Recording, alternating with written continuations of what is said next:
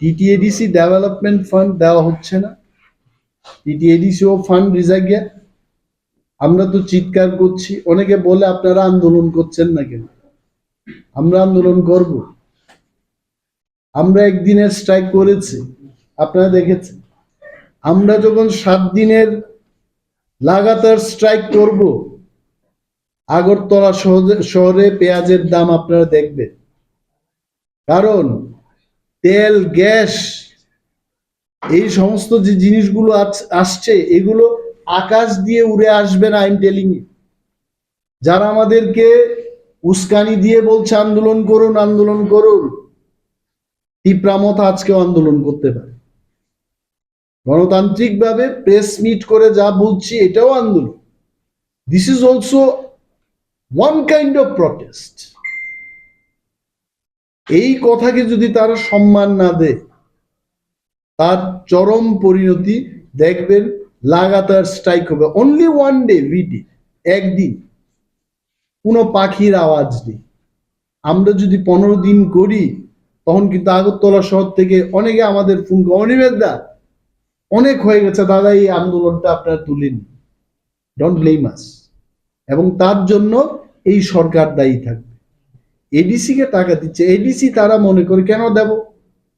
এখানে কি বিজেপির কোন সরকার আছে এডিসিতে? কেন দেব? তাদের কথা হচ্ছে বিজেপি যেখানে, সেখানে উন্নয়ন হবে।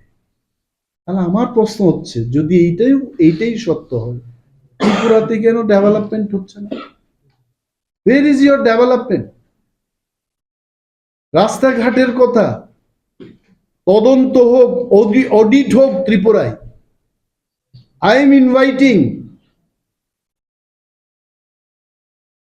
কে নীতিন গাডকারি, অনারেবল মর্তের যে minister, I am requesting you, inviting you to visit Tripura, the ADC areas. আপনি আসুন, you are a man of Maharashtra. আপনি মহারাষ্ট্রে অনেক কিছু করেছেন, we know that. You come and visit Tripura, what they have done in road infrastructure. So nothing. শাসক দলে থাকলেই সবকিছু বিজেপি ভালো, এই গুণ গাওয়া, ইট ইজ ইনকারেক্ট। রাজ্যের যারা প্রগতি চায়, I know there are so many good people in BJP also, তারাও চান রাজ্যের সামগ্রিক উন্নয়ন হোক, and they want to do. কিন্তু কিছু লোক যারা পাওয়ার নিয়ে বসে আছেন, decision maker, they are not doing.